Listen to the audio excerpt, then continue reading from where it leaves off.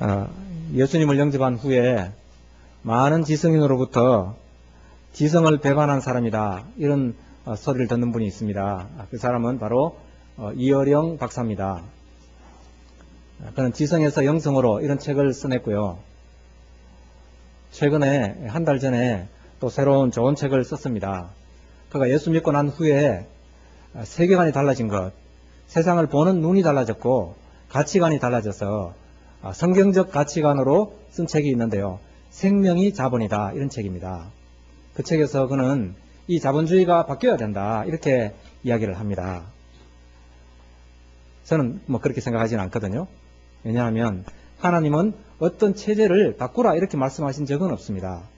자본주의 체제에 들어가서 살면 거기 맞게 살면서 우리가 하나님의 법대로 살면 되는 겁니다. 출애굽한 사람들이 광야에서 가나안으로 들어갔습니다. 가나안은 풍요의 땅이었습니다. 거기는 노력한 만큼 버는, 내만 부지런히 일하면 돈 버는, 잘 먹고 잘 살 수 있는 그런 곳이었습니다. 광야는 반대였죠. 많이 일하여도 구하지 않고요. 일하지 않아도 또는 아파도 먹는 건 똑같았습니다. 그런 광야에 있을 때는 아무 걱정이 없었는데 이 자본주의 풍요의 땅 가나안에 들어갈 때 모세가 누차 신명기에 보면 3번이나 설교를 합니다. 그 땅에 들어가거든 그 땅의 법대로 살지 말라고. 우리가 그 체제를 뒤엎어라 이렇게 말은 아니고요. 그 땅에 있더라도 그 땅 법대로 살지 말고 우리 하나님 주신 법대로 살아라, 이렇게 이야기를 했는데 이스라엘 백성은 실패했습니다. 그래서 가나안에서 다 다시 쫓겨나가지고 포로로 생활을 했죠. 그러니까 하나님은 체제를 전복하라, 이런 명령은 성경에 없습니다. 로마가 결국 기독교로 전복이 되었습니다. 결과적으로는. 그러나 그 어느 누구도 로마 체제를 뒤집어라 이렇게 말한 적은 없습니다. 그러면 어떻게 로마가 변화가 되었습니까? 그것은 많은 학자들은 그건 수많은 기독교 노예들이 변화시켰다 이렇게 이야기합니다. 그 많은 노예들이 교회에 오면은 주인이나 종이나 똑같은 형제로 불렀습니다. 그렇지만 너의 자리에 돌아가거든 주인은 주인으로 섬겨라, 그리스도께 하듯이 내 주인에게 하라, 이렇게 명령을 했습니다. 그러니까 수많은 이 안 믿는 이 로마인들이 볼 때 예수 믿는 종들이 너무 충직하고 정직하고 주인이 보지 않아도 너무 정직하게 하니까 도대체 어떻게 이렇게 될 수가 있느냐. 그리스도인들은 어떤 그 총독의 그래도 보고서에도 보면 그리스도인들은 세상의 법을 초월하는 법을 지키는 사람들입니다. 그 로마 총독이 그 황제에게 보낸 글입니다. 그렇습니다. 우리 그리스도인은 어떤 단체적으로 집단적으로 어떤 체제를 전복시키고 잘못된 것을 그런 식으로 뒤집는 사람들이 아니고 나 한 사람이 바르게 정직하게 그리고 주님의 법대로 삶으로써 자연적 그것이 변화되는 것이 바로 그리스도인의 삶입니다. 결국 노예 제도가 없어졌습니다. 그렇지만 한 번도 체제를 전복하라 이렇게 말하지는 않았습니다. 그런 점에서는 제가 이어령 이 교수의 그 생각은 조금 비성경적이다 이렇게 생각을 합니다. 그렇지만 그 책에 굉장히 좋은 또 이야기를 썼습니다. 그것은 바로 생명이 자본이라는 거죠. 그러니까 오늘날 자본, 이 자본주의의 상징이 무엇입니까? 자본주의의 최고 심장부가 지금 월스트리트입니다. 월스트리트의 상징이 바로 금송아지예요. 자본이 모든 것의 목적이 되고 자본이 힘이 되고 황금률이라는 것도 황금을 가진 사람들이 룰을 만드는 걸 가지고 요즘은 골든 룰이라고 불러요. 원칙을 누가 정합니까? 힘을 가진 사람, 권력을 쥔 사람들이 마음대로 하는 그런 것을 가지고 우리가 자본주의라고 합니다. 그렇지만 오늘 이 이어른 교수 이야기는 그것이 아니고 진짜 자본은 생명이다 이렇게 이야기를 합니다. 그래서 자녀가 많으면 그건 자본이 많다. 그렇지 않습니까? 구약시대에 그랬습니다. 소가 송아지를 쌍둥이 송아지를 낳습니다. 오늘날 시각으로 보면 와, 돈 2배로 벌었네 이렇게 좋아하지만 구약시대 성도들은 하나님께서 생명을 둘이나 주셨네, 이것이 복이라는 거예요. 그러니까 생명이 자본이고 생명이 복입니다. 너무 좋은 이야기를 그 책에 쓰고 있습니다. 그러면서 똑같은 이야기를 하나 더 합니다.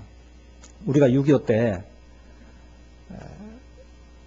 우리 남한 군인만 한 14만 명 가까이가 죽었습니다.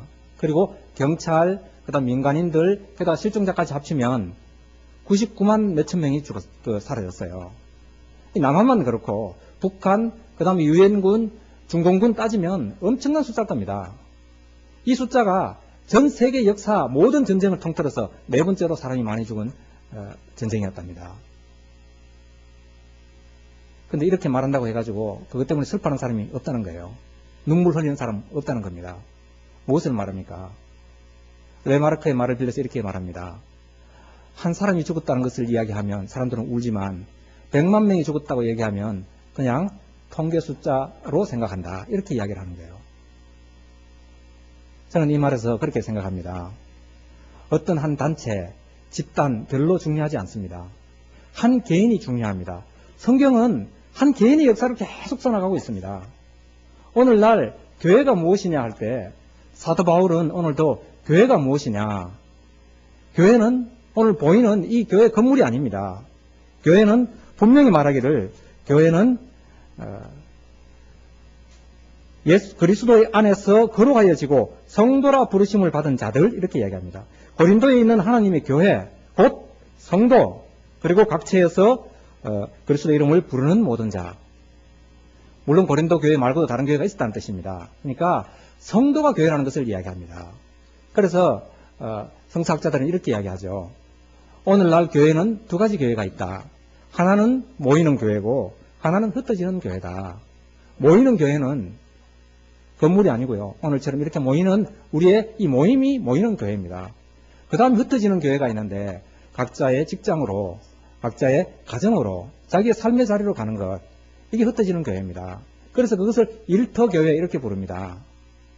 근데 무엇이 중요하냐 할 때 저는 흩어지는 교회가 훨씬 중요하다고 생각합니다. 신약 성경은 적어도 그렇다고 생각합니다. 신약 성경에는 오라 오라 한 말이 별로 없어요. 구약에는 오라가 많았습니다. 회개하고 하나님께 돌아오라. 하나님께 돌아오라는 거지 이게 성전에 반드시 오라는 뜻도 아니었습니다. 그런데 신약에는 오라는 말보다는 가라는 말이 훨씬 많습니다. 가야 됩니다.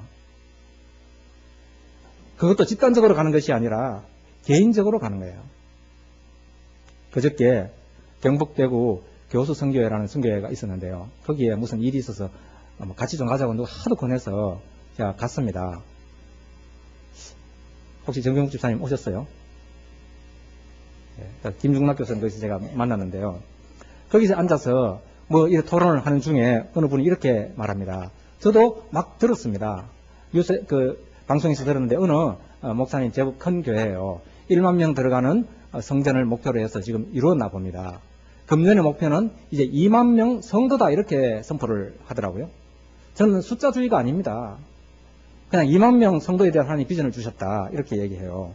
제가 나름대로 그분의 또 뜻이 있다고 생각합니다. 그런데 그 자리에 모인 분들이 이구동성으로 교회의 영향력이라는 것은 큰 집단에서 나오지 않는다 그렇게 이야기를 하더라고요. 여러분 그렇지 않습니까? 신약 이 시대에 교회의 힘이라는 것이 결코 집단에서 나오지 않았습니다. 한 사람 개인에 대해서 나왔습니다. 그 개인에게서부터 영향력이 나왔습니다.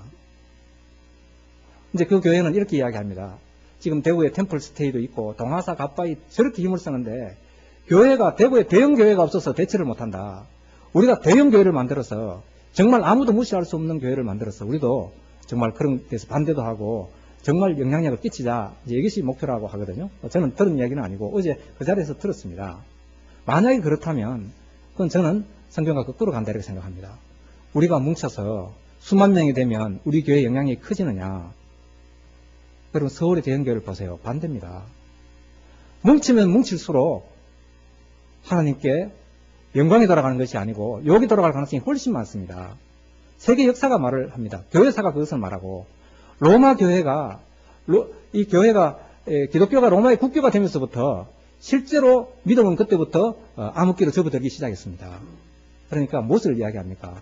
오늘도 교회라는 것은 그 성도 한 사람 한 사람을 이야기하듯이 저는 교회는 각 개인입니다. 개인의 삶이 중요하다 이렇게 생각합니다. 그래서 이제 목회하기 위해서는 이렇게 말하죠. 가능한 한 교인들을 교회에 자주 불러야 된다. 정신 못 차리도록 교육도 시키고 훈련도 시키고 돌려야 된다. 봉사도 많이 시키고 그렇게 함으로써 이제 죄질 시간도 없고요. 그렇게 함으로써 이제 교회에 대한 사랑도 느껴지고 그러다 보면 점점 더 하나님께 가까이 간다. 보편적으로는 저는 맞다고 생각합니다. 근데 그건 초등학생 정도 되는 교인들에게 하는 이야기입니다. 여러분 저는 여러분들이 초등 수준에 머물기를 원치 않습니다. 제 설교가 조금 어려울 때도 있고요. 어떨 때는 전혀 이해 못할 때도 있지만 저는 여러분이 고등신앙을 갖기를 원합니다. 하나님은 결코 억지로 하는 거 기뻐하시지 않습니다. 자발적으로 하는 거 기뻐합니다. 자발적으로 하고 남이 보지 않을 때 할 때 그때 본인에게도 복이 있습니다.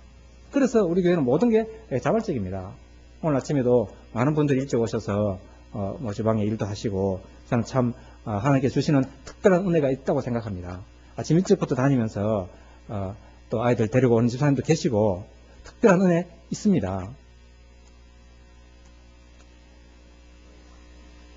그런데 이제 문제는 이 모이는 교회에는 늘 그 파가 있었다는 거예요. 오늘 고린도 교회도 보면 이렇게 이야기합니다. 나는 바울파다, 나는 아볼로파다, 나는 게바파다.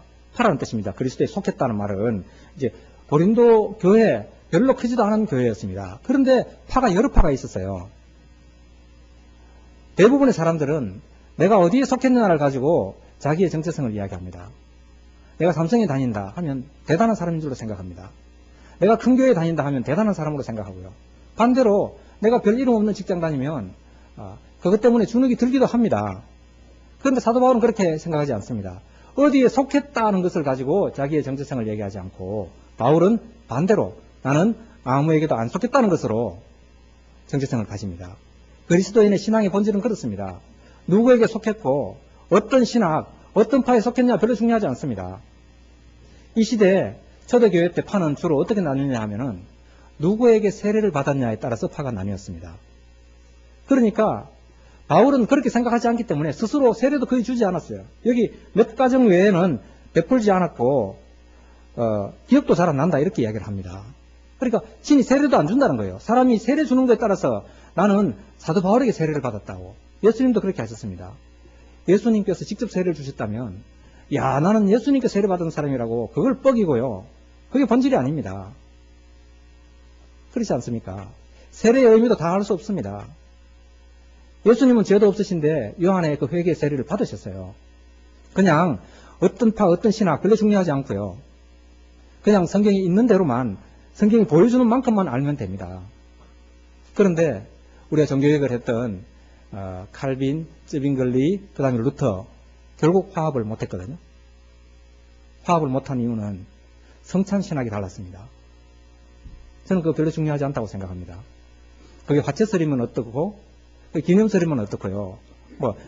별별 설이 다 있습니다. 공제설, 영적 인재설 다 있지만 성경이 명확하게 말하지 않는 것 우리 알 필요가 없습니다. 그냥 성찬할 때 하나님의 은혜가 임합니다. 우리는 성찬을 하는 것이 중요하지 그것이 무엇을 의미하냐 그것 때문에 몇 번이나 다시 화합을 하려고. 왜냐하면 천주교라는 그 가톨릭이라는 당시는 타락한 교회였습니다. 그 교회로부터 압박을 당하면서 우리가 뭉쳐야 된다. 흩어지지 말자고 했는데 결국은 성찬신학 때문에 몇 차례 시도했다가 합쳐지지 못했어요. 저는 참 안타깝다 이렇게 생각합니다. 오늘도 얼마든지 그럴 수 있습니다. 우리가 교회에 수많은 파가 왜 생깁니까? 저는 그래서 최근에 이제 WCC가 교회 일치 운동이라고 이야기를 합니다. 참 위대하다 이렇게 생각합니다. 과거에는 그저 막 그렇게 해도 생각하는구나 생각했는데 왜냐하면 여러분 조금만 신학이 달라도 하나로 뭉치지 못해요. 그런데 그 운동이 어떻게 시작했냐 하면 세계에 나가 있는 선교사님들이 선교를 하다 보니까 각자가 자기 그 교단대로 선교를 하다 보니까 어떤 데는 중복이 되고 가서 헷갈리게 만들고 신학이 다르지 않습니까? 한 사람에게 이 사람은 이렇게 전하고 저렇게 전하니까 헷갈리는 거예요. 그러니까 이렇게 하지 말자고 선교사들이 세계에서 모여서 우리가 연합해서 하자고 한 운동이 WCC 운동입니다. 우리나라도 최초에 미국 북장로교, 남장로교, 캐나다 무슨 장로교, 침례교, 감리교 막 다 돌아서 그냥 뒤죽박죽이었습니다. 하다 보니까 너무 안 되니까 그렇게 하지 말자 해서 모이는데 메비우스라는 사람이 모여가지고 우리 이렇게 하지 말자. 지역별로 분할을 해가지고 우리가 그리스도를 전하는 게 중요하지 누가 어디 가서 더 전하는 게 중요하지 않다 해서 그냥 지역별로 나뉘었습니다. 우리가 이쪽은 장로교가 많죠. 저 북쪽에 가면 감리교가 많습니다. 지역별로 다릅니다. 그러니까 그리스도를 전한다는 것 때문에 그렇게 하나가 될 수 있다는 겁니다. 오늘 저는 뭘 말하고 싶냐 하면 사실은 교회도 모이는 교회가 중요한 것이 아니고요. 흩어지는 교회가 훨씬 중요합니다. 일터교회가 중요합니다. 주님은 가서 복음을 전하라. 여기에 보면 무엇입니까? 십자가의 도가 멸망하는 자들에게는 미련한 거라 그랬습니다. 우리가 복음을 전할 때 저는 적어도 여러분 친한 친구들에게 그냥 아무도 없는 가서 그냥 아무도 모르는 데 가서 큰 소리로 예수 믿고 구원 받았어요. 이 말은 못한다 하더라도 그 말 저는 안 해도 된다고 생각합니다. 여러분 아는 사람에게만 복음 전하면 됩니다.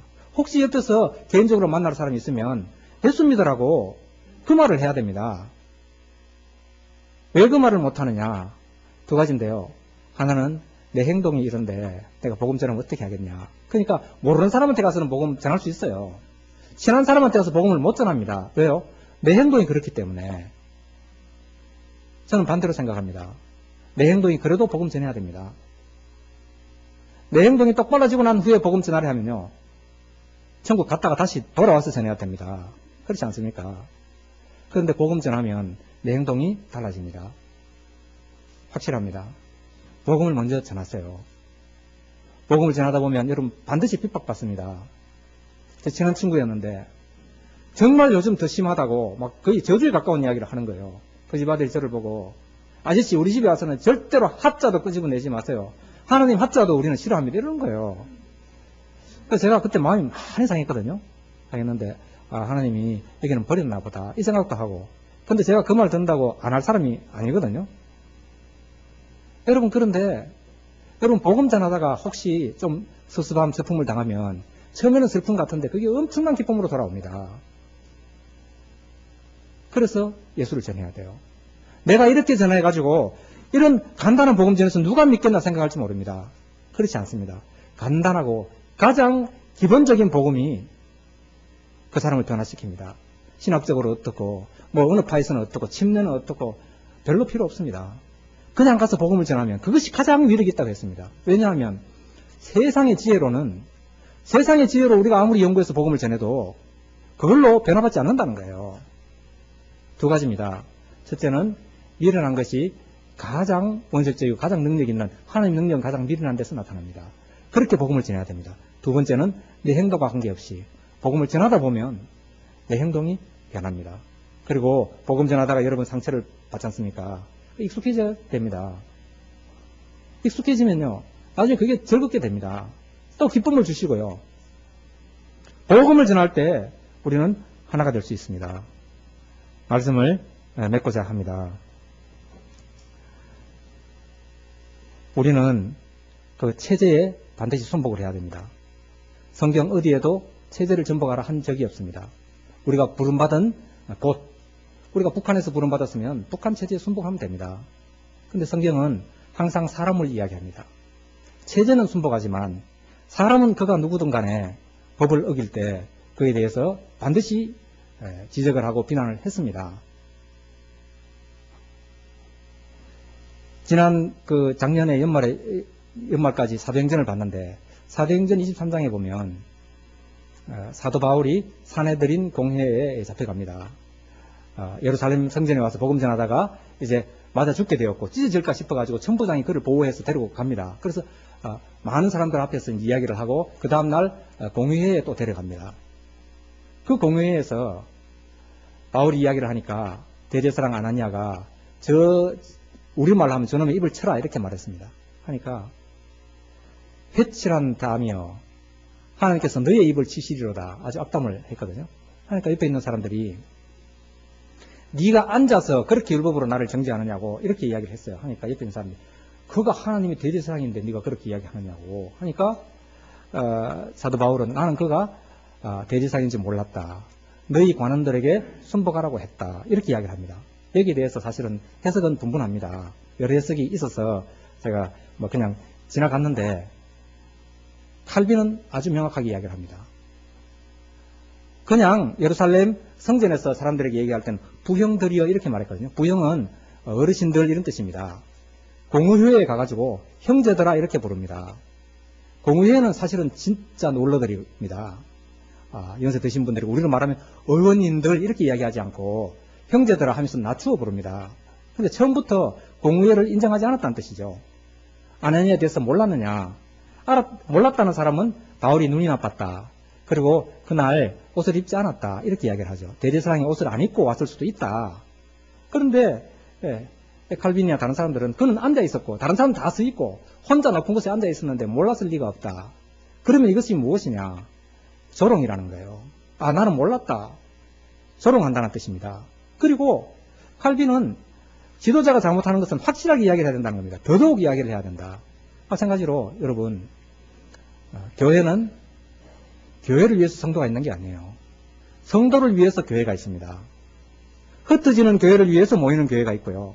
이 모이는 교회라는 조직도 성도를 위해서 있습니다. 그러니까 교회의 의지를 위해서 성도들이 헌신하는 게 아니고 여러분 우리가 올바른 신앙을 갖기 위해서 교회가 존재하는 겁니다. 마찬가지로 오늘날 수많은 교회가 목사 때문에 교회가 존재해야 되는 교회가 많습니다. 저는 반대합니다. 목사가 그 교회에 필요 없는 목사면은 목사가 그만둬야 된다고 저는 생각합니다. 그렇기 때문에 여러분 언제든지 제가 잘못하는 게 있거나 뭐 잘못 말한 게 있으면 말하는 거 괜찮습니다. 좋은 겁니다. 왜냐하면 우리의 흩어지는 교회, 우리 각자가 중요하기 때문에 각자에 대해서 우리가 서로 의견도 이야기할 수 있고 할 수 있다 저는 그렇게 생각합니다. 최근에 이제 교회들이 모여가지고 사립학교 뭐 법인가 있었지 않습니까? 거기에 반대하는 서명을 작년, 재작년 많이 했거든요. 저는 법이 서지면 법이 설 때까지는 우리가 반대할 수 있습니다. 근데 법이 서지면 우리는 그 자리에서 그냥 순복하면 됩니다. 그리고 법보다 더 고차원적으로 우리가 운영을 하면 되죠.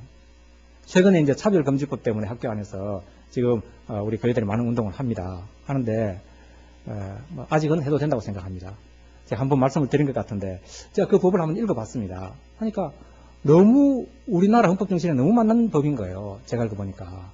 그리스도인들이 볼 때는 문제가 분명히 있습니다. 확실합니다. 그렇지만 우리가 법치국가이기 때문에 법대로 하는 걸 가지고 뒤엎으면 안 돼요. 초법적으로 뒤엎는 거 잘못된 겁니다. 그런데 제가 이제 그걸 가지고 손 변호사에게 물어봤습니다. 이 차별금지법 어떻게 생각하냐 하니까 너무 당연한 법이라는 거예요. 그건 우리 헌법이 다 이야기하는 법이다. 이제 걱정하는 것은 오늘날 만약에 그렇게 차별금지법이 통과되고 나면 오늘날 교회에서 예수 그리스도 외에는 구원이 없습니다. 이런 말을 하면 잡혀간다는 거예요. 동성애는 죄다. 이 말을 하면 잡혀간다는 거죠. 제가 한번 말씀을 드렸죠. 저는 그 법이 통과되면 좋겠다 생각합니다. 통과되고 그거 죄다고 말하다가 잡혀가면 되죠. 예수 그리스도 외에 구원이 없다고 외치다가 잡혀가면 되죠. 그렇지 않습니까? 그래야 누가 진짜 알곡이고 가라진 거 알 수 있습니다. 그래서 우리가 체제 전복하는 것은 안 됩니다. 그냥 우리는 하나님의 법대로 살면 되죠. 그리고 혹시라도 잘못하는 게 있으면 그 체제를 우리가 비난하지 말고 그냥 그 사람이 사실은 사람이라기보다는 그 사람이 그 행동입니다. 그렇지 않습니까? 모든 사람이 잘하는 거 있고 잘못하는 거 있습니다. 그 행동을 이야기하는 거지 그 사람 자체를 비난하는 건 잘못됐다 이렇게 생각합니다. 말씀을 다시 한번 더 맺겠습니다. 결국은 저는 복음 전하는 것, 내가 예수를 전하지 못하면 수많은 분란이 일어납니다. 예수만 전하면요. 예수 때문에 우리는 통일이 됩니다. 제가 제 친한 후배 장로님들이 있는데 합동책에 많이 계세요. 오직 예수밖에 없다. 다른 것 없다고 막 그래서 우리 통합적을 굉장히 안 좋게 보더라고요. 그냥 목사님들이 그렇게 얘기하나 봐요. 그래서 제가 참 신기한 게 오직 예수로 구원받으면 그 오직 예수를 똑같이 외치는 사람이면 다른 신학이 좀 다르면 오직 예수 때문에 이렇게 받아주면 얼마나 좋을까요? 근데 그게 잘 안 되는 거예요. 여러분 쉬운 거는 나는 내 길만 옳다 주장하는 거 참 쉽습니다. 그런데 남의 길도 인정하는 거 참 어렵습니다. 저는 오직 예수 때문에 우리 예수를 통해서만 구원받고 예수님 안에서 하나 된다는 것 때문에 우리가 남도 인정하고 그도 우리가 또 그 나름대로 몫이 있구나 이렇게 받아주면 훨씬 좋겠다 이렇게 생각을 합니다. 다 일어나셔서 찬송하겠습니다.